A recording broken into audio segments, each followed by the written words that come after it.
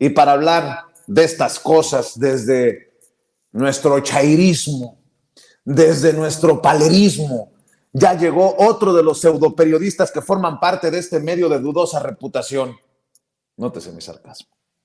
Déjenme saludar al maestro Ricardo Sevilla, periodista de larga trayectoria, el terror de los fachos en la X, antes Twitter, con sus hilos, el hombre que con los datos duros en la mano le destapa la cola larga que tienen personajes en la UNAM o en el movimiento de fachos, hombre dedicado al periodismo de investigación, columnista y orgullosamente miembro de esta familia sin censura.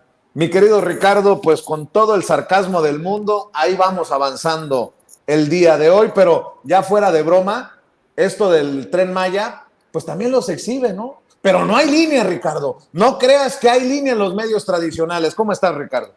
Estoy muy bien, mi querido Vicente, público memorioso. Seguimos mormados. ¿Quién sabe qué maldición nos echó Reinaide? Porque ahora ya nos reduce a caricaturas. Dice que somos unos youtubers, que somos unos paleros. Y bueno, toda esta tradición de donde nosotros creíamos que veníamos, pues resulta que no. Resulta que no formamos parte de ninguna tradición periodística. Y mire usted, este asunto de los youtubers, de los periodistas y de los no periodistas es una grasejada, es una tontería que no se soporta con ningún tipo de argumento, con ningún tipo de dato duro. Es una... Iba yo a decir una cosa fuerte, pero me voy a reservar. Me llama mucho la atención la presencia de la señora Reinaide, y que diga que el presidente López Obrador pues la ha prácticamente atacado, la ha denostado, la ha calumniado, le dijo con todas sus letras al primer mandatario que la ha calumniado. Bueno, pues no hubo ninguna calumnia en ese viaje que realizó a España a estudiar. Yo quisiera ser uno de esos periodistas independientes de los poderes e irme a pasear el tiempo que se me antoje a España, vivir de vaya usted a saber qué cosa, pero carajo, esta señora dice que es independiente, dice que el presidente López Obrador no le da oportunidad, hizo como 300 preguntas y hizo diferentes afirmaciones, acusaciones, señalamientos, dice que ella es independiente de todos los otros medios de comunicación. Pues ese es uno de los enigmas. ¿Dónde publica la señora Reinaide todos estos trabajos, todos estos cuestionamientos? Yo no lo conozco.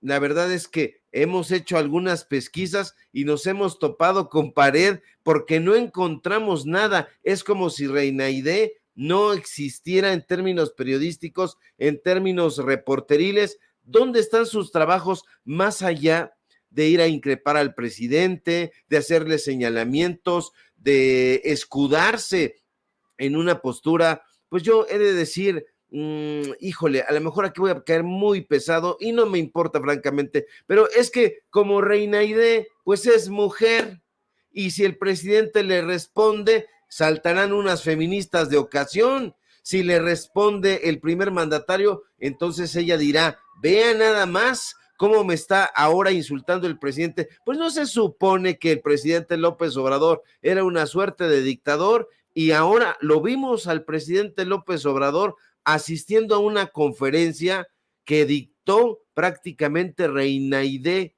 A mí me llama mucho la atención esta clase de personajes sumamente narcisistas, con un ego del tamaño del mundo, y la verdad sea dicha, sin ningún tipo de soporte de trabajo, ni intelectual, ni periodístico. A mí me parece la señora Reinaide un caso anecdótico dentro del periodismo mexicano, alguien que gana fama en este sexenio como rijosa, como confrontativa, pero sin ningún tipo de rigurosidad en este gremio. Y yo la verdad no tengo mucho que decir sobre la señora, creo que lo que se pueda decir va a ser redundante, pero ella solita presenta sus cartas credenciales.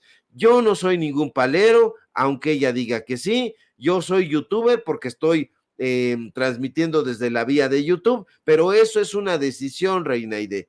Como tú dices que eres independiente de todos esos poderes que te han señalado, pues bueno, nosotros así somos libres e independientes, y porque no hay otra plataforma hasta el momento parecida a YouTube. De otra manera estaríamos transmitiendo desde otra trinchera, pero de ahí a que no tengamos rigor periodístico, a que seamos paleros y a que seamos todas estas cosas, fíjate, vas a acusarnos a nosotros, porque yo me meto dentro de ese paquete, porque hemos hecho señalamientos sobre ti, sobre tu cuestionable carrera, pero dices que somos paleros por cuestionarte, Reina Aide, por cuestionar tu viaje a España, por cuestionar que no publicas en ningún tipo de portal, en ninguna publicación, ni impresa, ni de ninguna clase. Eso es ser un palero, Reina Aide, decir que tú te pasas por el arco del triunfo, la investidura presidencial, y le dices al presidente de la República que te calumnia, y se lo dices ahí de frente en su cara, y él sonríe ante esos señalamientos. Acabas de decir, Reina Aide, y escuche usted, público memorioso, que Felipe Calderón la metió a la cárcel, y va y se confronta con este presidente. Imagínese, pues entonces Felipe Calderón aguantaba menos, está arrojando piedras sobre su propia cabeza. Felipe Calderón, de acuerdo con ella, la metió a la cárcel. Bueno, pues eso dice Calderón, me metió a la cárcel, sufrí bastante, y hoy viene con todo ese arrojo y con todo ese cinismo a pasarse por el arco del triunfo en la investidura presidencial. Yo creo, Vicente, ya para terminar con esta presentación, que Reina Aide no tiene idea del ejercicio periodístico. El periodismo no está basado en el culto a la personalidad. Nosotros tenemos que dejar hablar a los datos duros, nosotros tenemos que dejar hablar a aquellos que no tienen posibilidad de tener un micrófono cerca, a los desposeídos, a los castigados de la tierra, como diría el gran André Gors, a todos estos, a estas personas, a todos estos pueblos que han sido históricamente marginados, como diría también Frantz Fanon. En fin, esta señora creo que no tiene ningún tipo de formación, salió quién sabe de dónde. Ella solita dice que es reportera, a nosotros nos ningunea, y bueno, pues fue una fiesta en torno a ella misma, mi querido Vicente. Fíjate, déjame decirte algo más, perdóname, ya, yo sé que ya abusé, pero estos personajes dicen que la conferencia mañanera es un circo, ellos lo dicen, ella especialmente, y los personajes de la derecha, pero en realidad quien ha ido a hacer los espectáculos, perdóneme usted, no es Vicente Serrano, no es Hans Salazar, no es el señor Carlos Pozos, no. Piense usted en el espectáculo que montó Denise Dresser cuando fue. Piense en los espectáculos que ha montado Jorge Ramos cuando ha ido.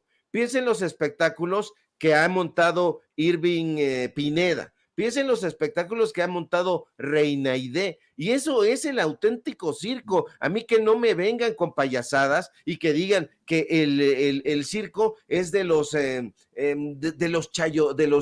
chayoteros, dicen, o de los paleros, o de la gente que, de acuerdo con esta señora y otros más, estaría moviendo Jesús Ramírez Cuevas. Mire, yo no tengo ningún tipo de relación ni ningún tipo de comunicación con Jesús Ramírez Cuevas. Por ejemplo, a mí no me dejan entrar a la conferencia mañanera, y no, se me hace raro que esta señora, me metí ahí como turista, me metí a la brava, y bueno, pues quiere dárselas de muy audaz, pero yo pienso que también el periodismo debe tener formas muy rigurosas, y si tú estás hablando con el primer mandatario, tienes que hacerle una serie de preguntas pensando en que es el primer mandatario de una nación por la investidura, pero además porque es el representante de un pueblo, un representante que fue elegido democráticamente. Tú no puedes estar en una discusión cantinera con el presidente de la República, y eso es lo que desde mi punto de vista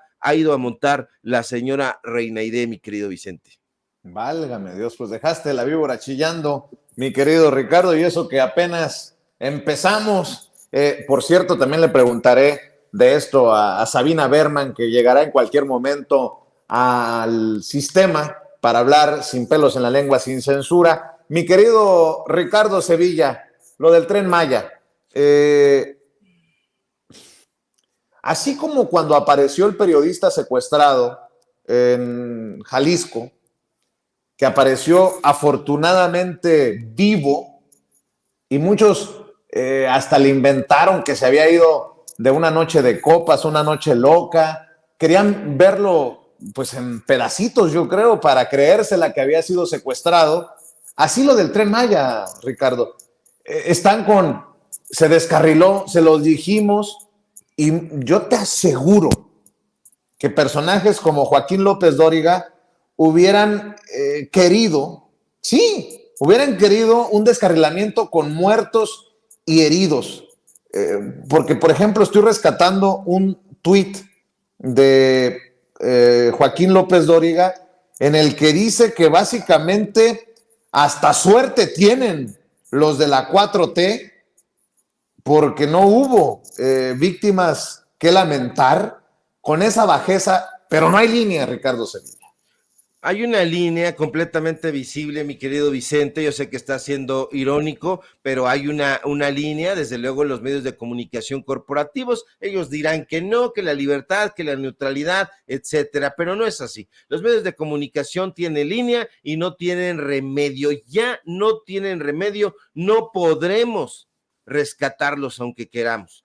Yo no quiero, pero no los podemos rescatar. Siguen pepenando notas, siguen haciendo de una nota secundaria un reportaje de portada, y ayer no es la excepción. Los medios de comunicación corporativos, periódicos, portales, cadenas de televisión de la derecha, ya no saben qué inventar, y como ya no saben qué inventar, se les ocurrió impulsar una nota que, discúlpeme usted, era una nota que ordinariamente hubieran colocado en otro tiempo en interiores. Así se dice en la jerga periodística. La nota en cuestión es esta que está comentando mi querido Vicente, esta del vagón del Tren Maya, que se descarriló cerca de la estación Ticobó, en Yucatán, cuando se dirigía de Campeche a Cancún. En los programas de radio, de televisión, vimos y escuchamos a los presentadores de noticias exaltados, frenéticos y fingidamente preocupados. Ahí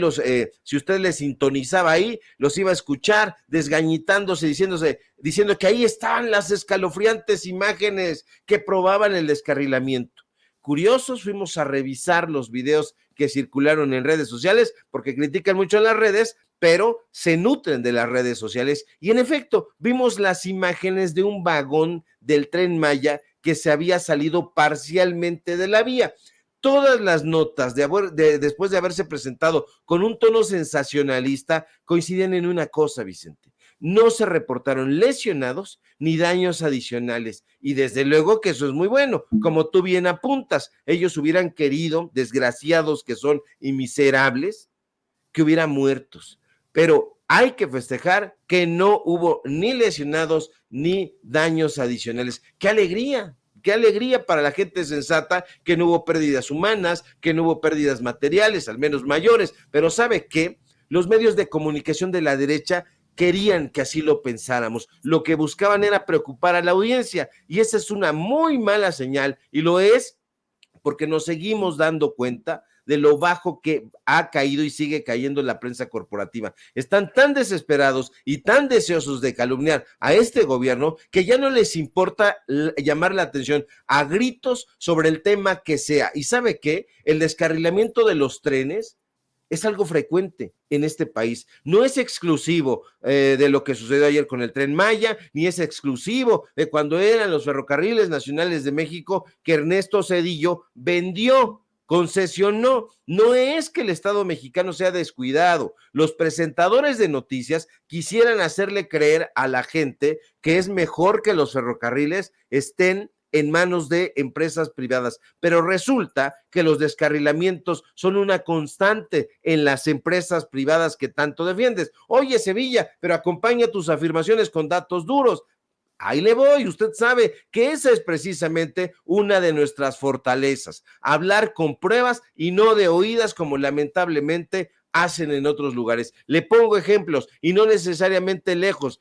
Fíjese, en noviembre de 2017 un tren de la empresa Ferromex descarriló en el municipio de Apaseo el Grande, en el estado de Guanajuato. En enero de 2018, un tren de carga descarriló en el estado de Oaxaca, causando la interrupción del servicio ferroviario en la zona por varias horas. En mayo de 2019, un tren de carga de la empresa Ferrosur descarriló en el municipio de Las Vigas, Veracruz. El incidente provocó la caída de varios vagones a un barranco. En marzo de 2020, un tren de pasajeros de la empresa Ferromex otra vez descarriló en la comunidad de La Raya, en Chiapas. En septiembre de 2021, un tren de carga descarriló en el municipio de Tehuacán, en Puebla. El incidente dejó varios vagones volcados y daños, severos daños en la vía férrea. En septiembre del año pasado, un tren otra vez propiedad de Ferromex